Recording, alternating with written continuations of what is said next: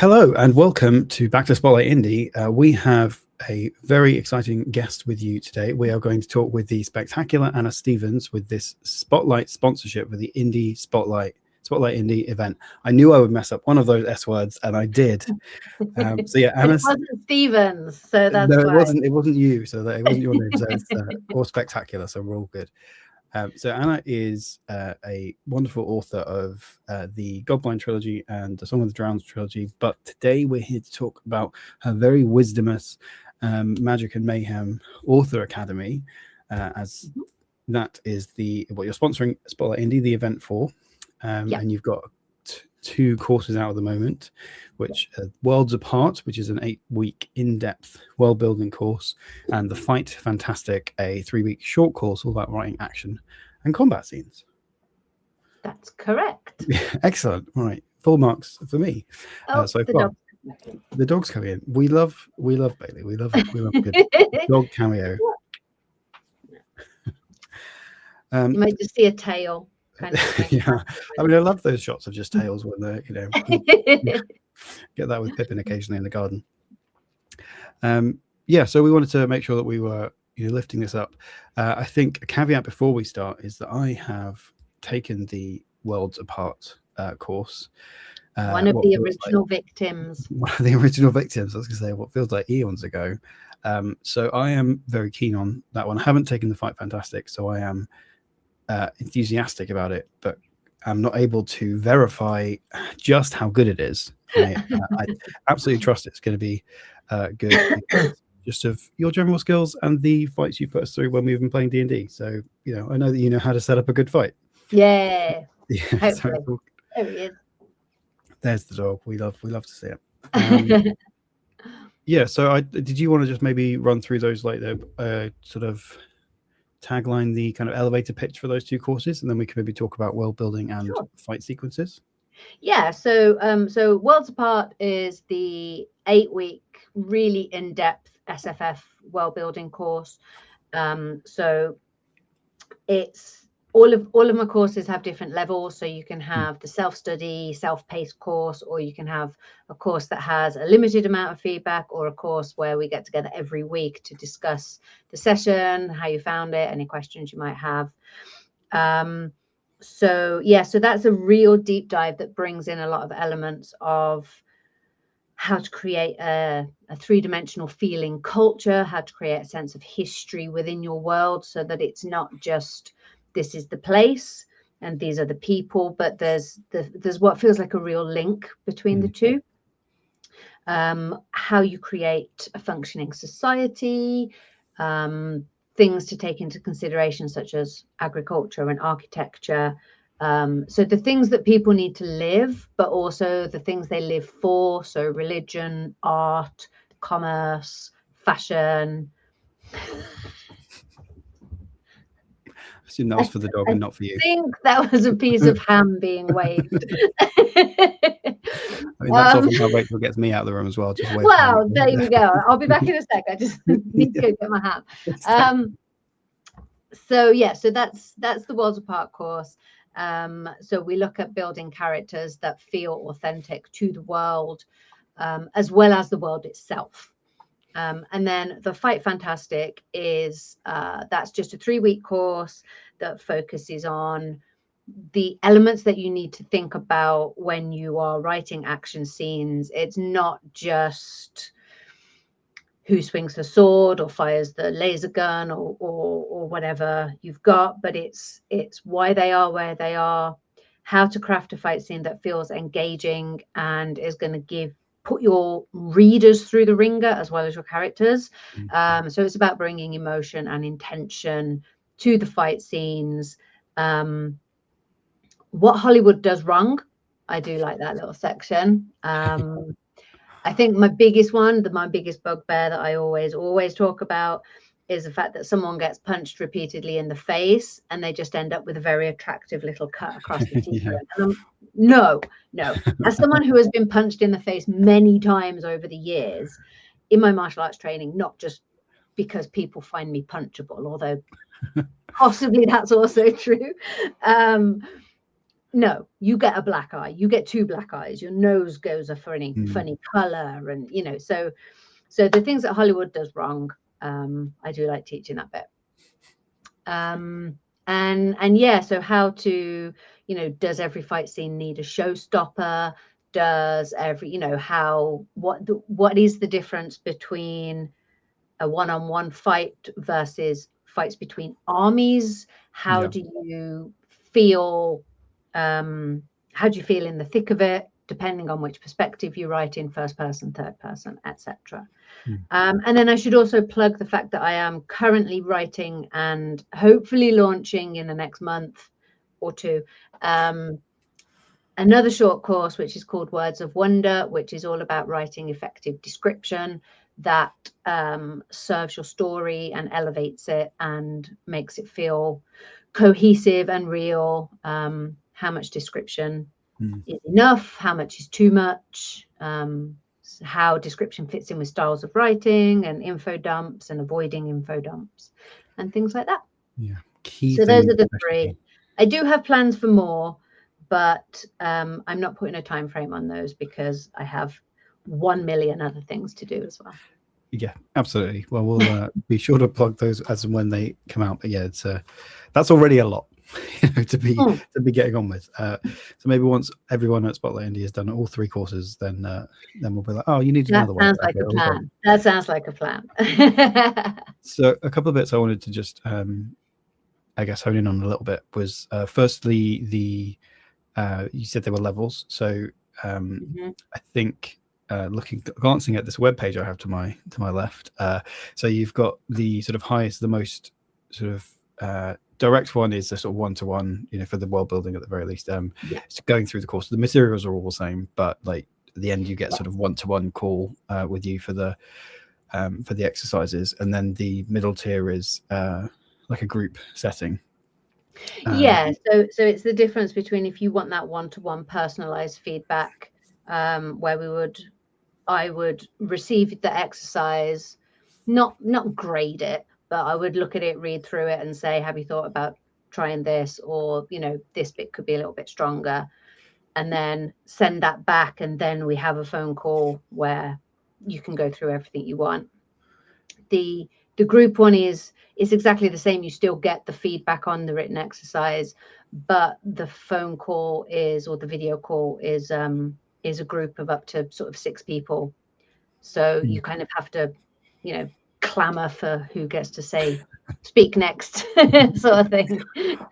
Well, yeah, and I was going to say that, that's when I did the course, that was obviously the one that I went through on with a couple of other people. We went through the course together, and that's just also kind of nice to have that inbuilt community just on call, which as well you've got a Discord for your academy.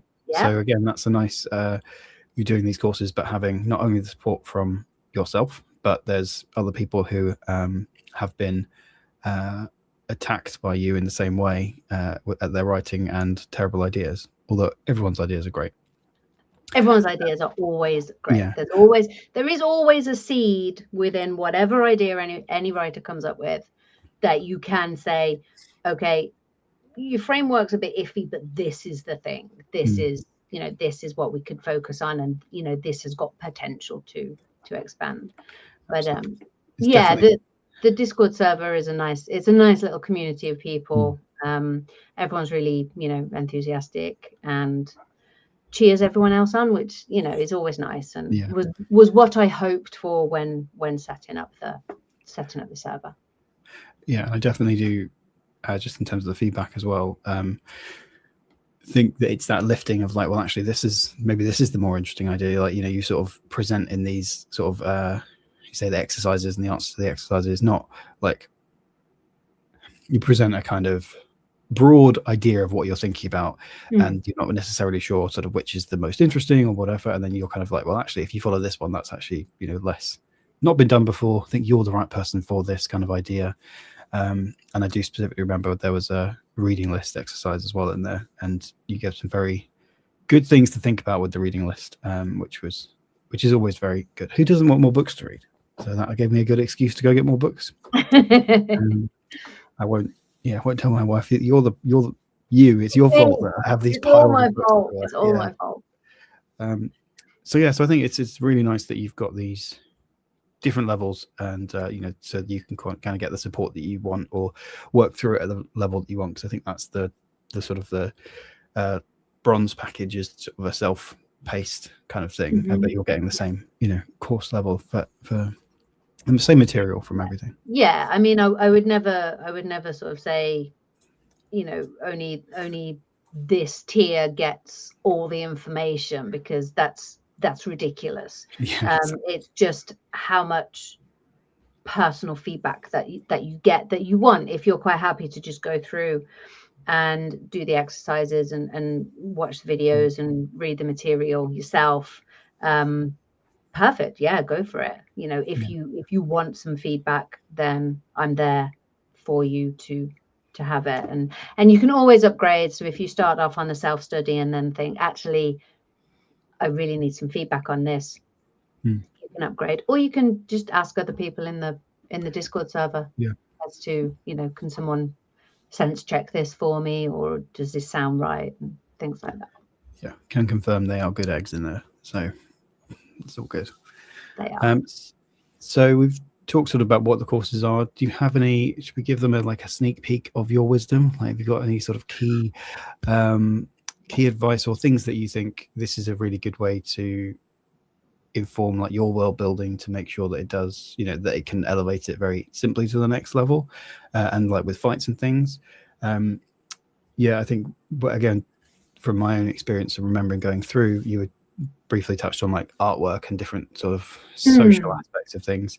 And for my sort of project, the dinosaur one, there's a threshold that's like pre-dinosaurs and post-dinosaurs, and thinking about the artwork of like, well, maybe artwork without dinosaurs became a bit sort of fancy because it meant it was very old, and of that single sort of question led me to, I think about that a bit more deeply. So have you got any thoughts, any preview wisdom for people on some world building? I mean, actually the artwork one is a really interesting one, because it's not something that tends to feature quite heavily in some fiction that I read, is that it's quite easy to forget about. It's especially if we're writing some grand war that is happening between the evil empire and the heroes and all the rest of it. Things like art and architecture and sculpture and gardening, hashtag Sam Gamgee, it doesn't tend to feature very heavily. But actually, those are, books, pictures, all that kind of stuff. These are the things that, in a way, we're fighting for. We're fighting for a way of life. We're fighting for our culture, our society, as well as our neighbors and everything else.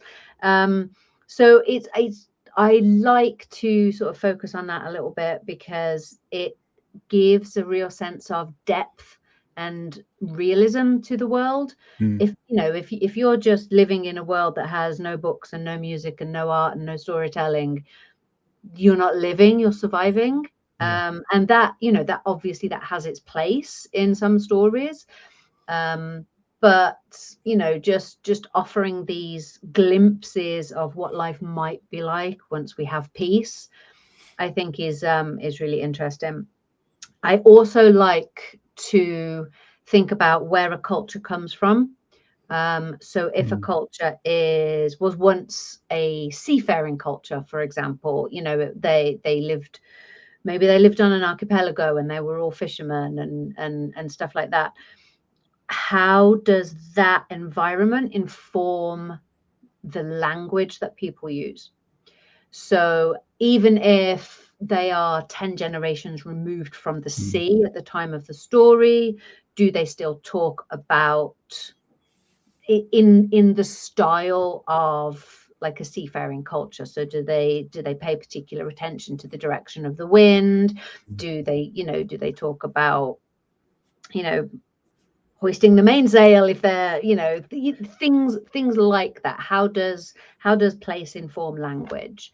And again, it gives your world a much more grounded feel, because it's not just this is a place I made up and these are people I made up and I've stuck them on top. It needs to feel organic. They need to feel like they have come from that place. Obviously caveat that with if they are newly arrived in a landscape. But wherever they, even if they are newly arrived, they've still come from somewhere. They still have a functioning culture. We are all products of our environment. So how does our environment inform how we speak, how we behave, what our societal norms are, all that kind of stuff? Yeah. See, some great wisdom, because you were saying that and I was like, yep, no, I'm going to write that down. That's something to think about.